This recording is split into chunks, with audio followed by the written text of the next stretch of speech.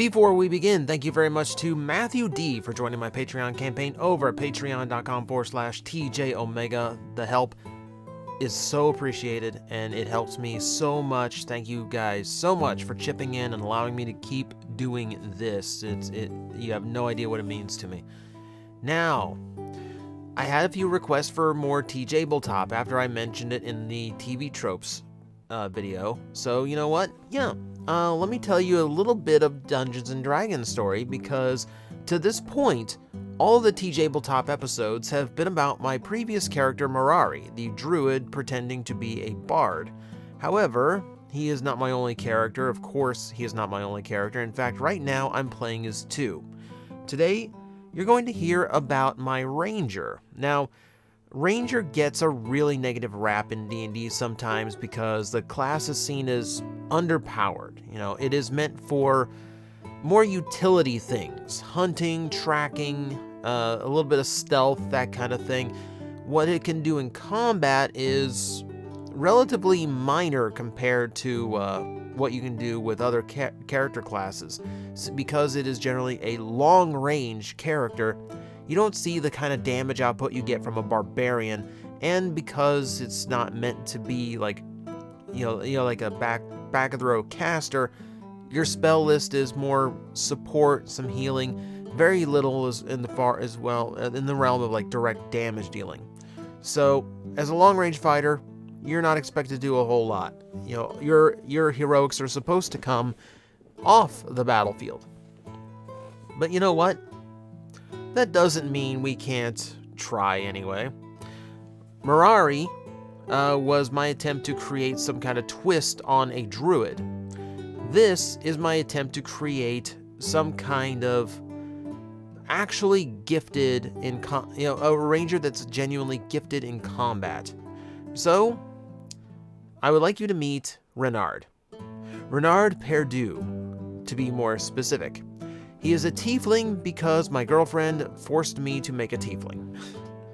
That is not an optimum choice for a ranger. Ranger, you'd normally want something like a half elf that has advantage, or like just an elf, I think, with an advantage in dex, something around that realm. But in this case, you don't really have to play a character or a race that goes along with what character you intend to build. You know, that's just slight advantages. You know, if flavor is more important to you, if story is more important to you, and for me it generally is, it's not a bad thing to just pick whatever combination you want. Nothing's wrong with that. So I have originally a ranger that is not optimized. Let's put it that way. But that doesn't mean we can't change that as we go along. So the story behind Renard is he's an amnesiac. He woke up one day just next to a man covered in blood, just confused and afraid, no idea who he was. So he was taken in by a huntress named Chien. She raised him, taught him how to speak, even gave him his last name, even shared her last name with him. So it's a brother-sister type relationship. Also, taught him how to be a hunter. This is where his ranger training comes from. The fun part about Renard is he speaks perfect Elvish because Chien herself is an elf.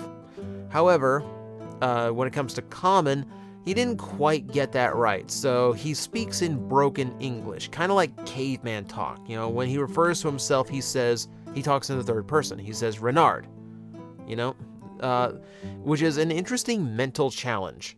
Trying to remember that little vocal tick I gave him and still be able to portray that correctly and still convey all the thoughts that he needs to convey, because he's not a stupid character. Far from it.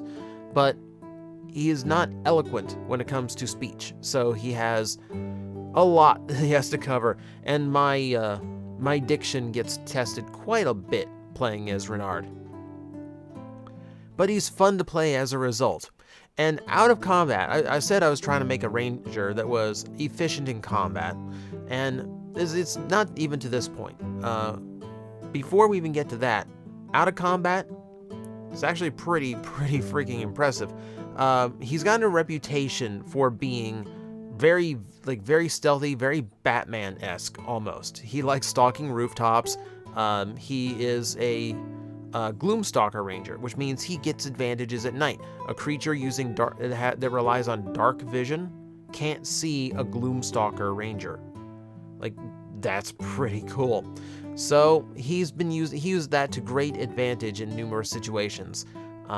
He's been able to stop fleeing criminals running through alleyways by sniping them with his arrow from the roofs.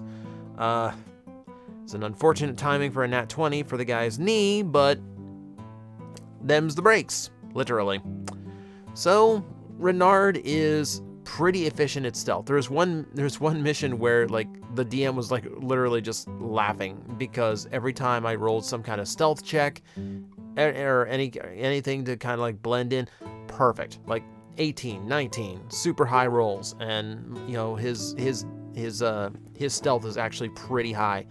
And it helps them smart about it too.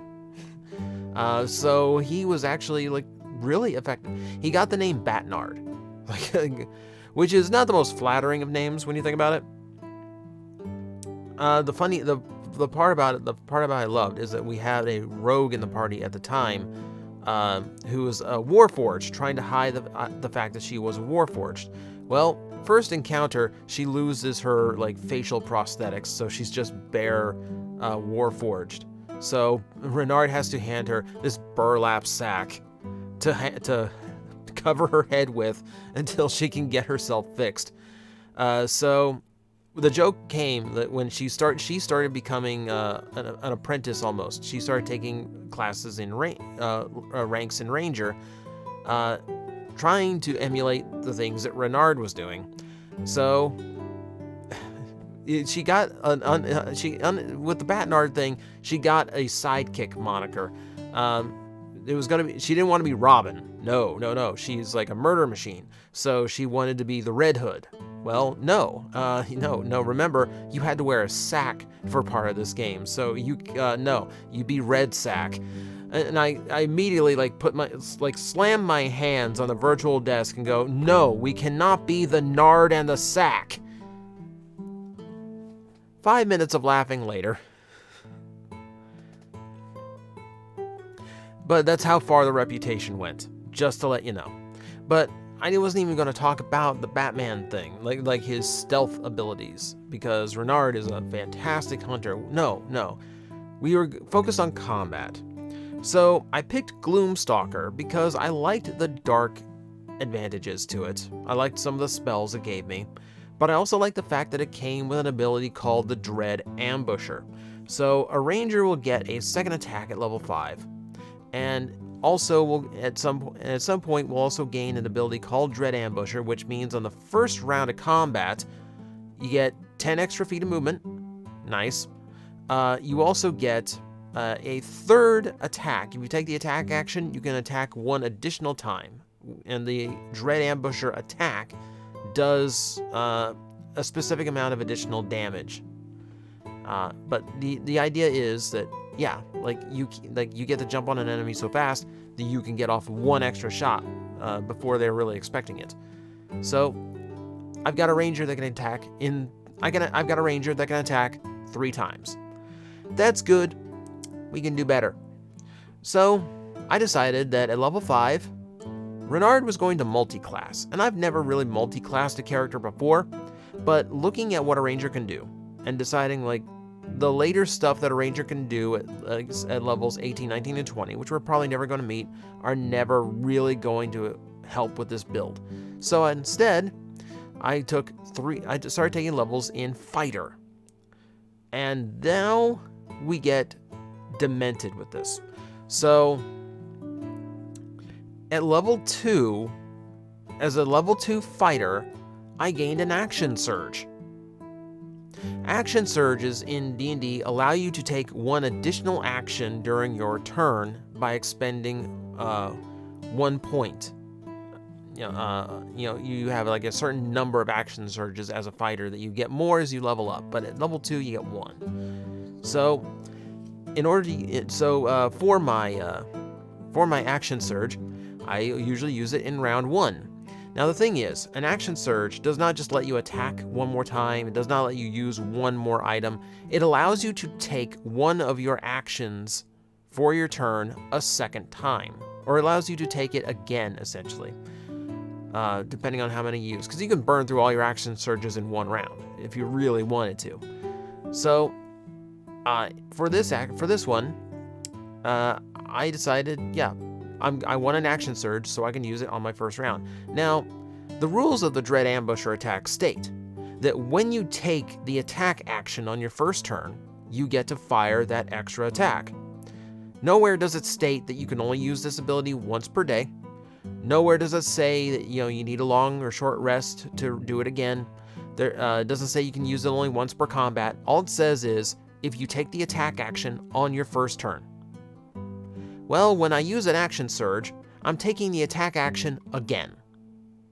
Which means all of the effects of Dread Ambusher still apply to my additional attack action. Meaning, I have a ranger that can fire off 6 shots on the first turn. Now, this has led to some problems, admittedly. The DM has to work around this. So the DM will have to, for instance, they will stop and put some grunts on the field for the first round, and then save the boss for like turn 3. Or the boss himself will have like an extra armor layer, or I'm pretty sure at this point just adding like an extra 100 HP to counter whatever Renard's going to do, because Renard's first turns routinely do over 100 points of damage. When you get 6 attacks, it's gonna happen. That's good. We can do better. So, at level 3, I have a 3rd level in Fighter, which means I took Champion for my Fighter subclass. As a Champion Fighter, I can crit on a 19. So now I have 6 attacks on turn 1 with double the chance to crit. That's good. We can do better. I have also taken the abilities Piercer, which will allow me to re-roll one of my damage dice per attack round. And I have taken Sharpshooter, which means I ignore half and 3/4 cover. I ignore long range disadvantage, which means I have 6 shots on turn 1 that I have a double chance of getting a crit that can be shot from that can reach 600 feet away from me. Right? Follow along? That's good. We can do better. Along the way, I do a job for a magician that allows me to take an enchanted item from the collection. And one of the things that he has created for his armory are enchanted bowstrings. So I choose one of them. I choose radiant damage. So now I have 6 attacks on turn 1. I have a double chance of a crit. I can shoot 600 feet away without disadvantage, and I do an additional 1d6 radiant damage, and I have 6 charges of that. If all 6 hit, I can use all 6 charges on the first turn and do an extra 6d6 radiant on top of all the other damage I'm doing. That's good. We can do better. Sharpshooter also means I can take a penalty. I can take a -5 penalty to my shot, and if it hits, it's a guaranteed +10 damage, which means all of that. I have 6 attacks on turn 1. I have a double chance of crit. I can shoot from 600 feet away. I have an extra 1d6 per hit radiant damage, and I can do an extra +10 on each shot if I'm feeling risky, which if all 6 hit is an extra 60 damage. I'm pretty sure that covers everything that Renard can do right now. And I'm not done with the build. There's still more I can do as I gain more ability scores, because my dex is only 18 right now. If I get it to 20, everything gets a little bit stronger. There are magic bows in the game I'm like always looking for. D&D has something called an oath bow, which gives me advantage on every attack I make with the bow against a mortal enemy, and it's like an extra 3d6 on every hit. Like I've done the math. If Renard had an oath bow, it would be like over 300 damage on average. I'm never getting it because it will absolutely break the game. So that's what he is capable of. We can do better. Well, keep in mind, he's a ranger, so he also has Hunter's Mark, which can do a 1d6 additional damage per hit, but also on a designated target. Or I have another spell called Zephyr Strike, which means I can choose one attack on my attack round that has advantage. So I can get advantage even on a long range attack, which means my Dread Ambusher, which already has a chance to do additional damage, also has the chance to also gets advantage, and it has the double chance of critting. This thing is crit and done disgusting amounts of damage. Absolutely disgusting. It is something of a compliment that the DM throws big stuff at us because my character is on the field and can help handle that. But at the same time, it does mean things are kind of skewed toward what I'm doing. But the others are catching up. The others are figuring out their own cool stuff too. So it's not that I'm like taking over the combat in this game. Honestly, Renard's rather limited in combat. After first turn, he gets his 2 shots and that's about it. I'm working on that too. But for now, that is how you build a terrifying ranger that the DM is like, all right, just take that first attack. Let's see how much I have to recover from. But that does make it interesting. For him too, admittedly. And Renard has a lot story-wise. And now that we've introduced him, I can go on a little bit more about the story behind Renard and exactly what makes him so special. So we'll get to that sometime. Thank you for watching. And hopefully we'll be talking some more Dungeons & Dragons soon, because I really miss talking Dungeons & Dragons with you guys. So, I'll see you next time. Guys, I am facing the most powerful enemy any YouTuber can face, the algorithm, and I need your help to defeat him. Hit the like button, hit the subscribe button, hit the notification bell, and leave a comment. Every time you do, we attack that algorithm and we drive it back until it can no longer defeat this channel. Thank you very much.